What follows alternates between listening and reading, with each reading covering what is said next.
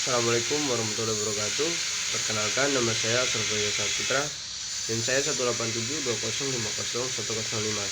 Saya dari Prodi Pendidikan Ekonomi kelas B. Di sini saya akan menjelaskan tentang dampak perlambatan ekonomi global pada mata kuliah perekonomian Indonesia. Video ini saya buat guna memenuhi proyek UTS pada mata kuliah perekonomian Indonesia. Nah, dampak perlambatan ekonomi yang ada di Indonesia yaitu yang pertama, pemerintah keluarkan paket kebijakan anyar.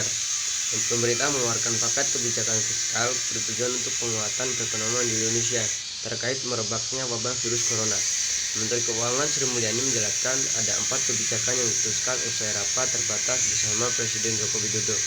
Yang kedua, program subsidi bunga untuk perumahan. Kemudian yang kedua, kata dia, yaitu subsidi bunga untuk perumahan dan uang muka. Pemerintah akan menambahkan 1,5 triliun dari anggaran stimulasi perumahan. Dengan tambahan tersebut akan ada tambahan 175.000 unit rumah baru yang bisa dibangun, sehingga total penyaluran KPR untuk masyarakat berpendapatan rendah adalah sebesar 330.000 unit rumah. Nah, yang ketiga yaitu ada program insentif pariwisata. Lalu untuk mendukung wisatawan, pemerintah memberikan tambahan anggaran 298,5 miliar untuk intensif maskapai penerbangan dari travel agent. Nah, hal tersebut dibuat dalam rangka untuk mendatangkan wisata asing ke dalam negeri.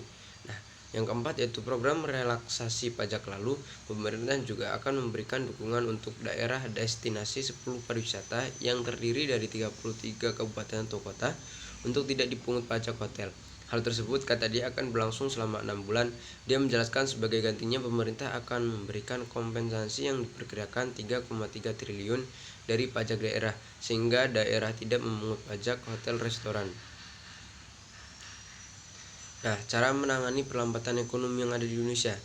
Nah, saat ini Indonesia sedang berada di tengah-tengah kondisi perekonomian dunia yang terus melambat. Salah satu dampak negatif dari kondisi yang ada saat ini adalah perdagangan dunia yang turut mengalami kelesuan. Nah, di sini ada pernyataan dari Menteri Koordinator Bidang Perekonomian, yaitu Darmin Nasution, yang mana saat menjadi keynote speaker di Seminar Nasional Ikatan Sarjana Ekonomi Indonesia.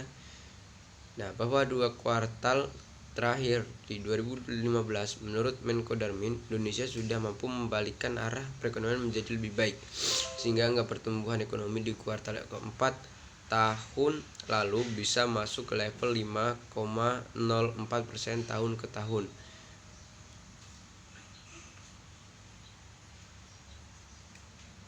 Nah, ia membeberkan beberapa langkah-langkah antisipasi perlambatan ekonomi global. Pertama, yakni mengundang investor jangka panjang terutama di bidang infrastruktur. Menurut Menko Darmin, investor yang diundang bisa dilibatkan untuk menanamkan modalnya di dalam negeri melalui skema public-private partnership atau kerjasama pemerintah dengan swasta. Kedua, menyederhanakan perizinan baik di bidang investasi maupun perdagangan. Ketiga, yaitu mencoba mendorong agar kegiatan ekspor bisa berjalan. Keempat, melalui anggaran pendapatan dari belanja negara, pemerintah berusaha untuk mendorong agar APBN berperan dalam mendongkrak pertumbuhan melalui belanja pemerintah. Mungkin cukup sekian penjelasan yang bisa saya paparkan. Dari saya ada kurang lebihnya mohon maaf. Saya akhiri. Wassalamualaikum warahmatullahi wabarakatuh.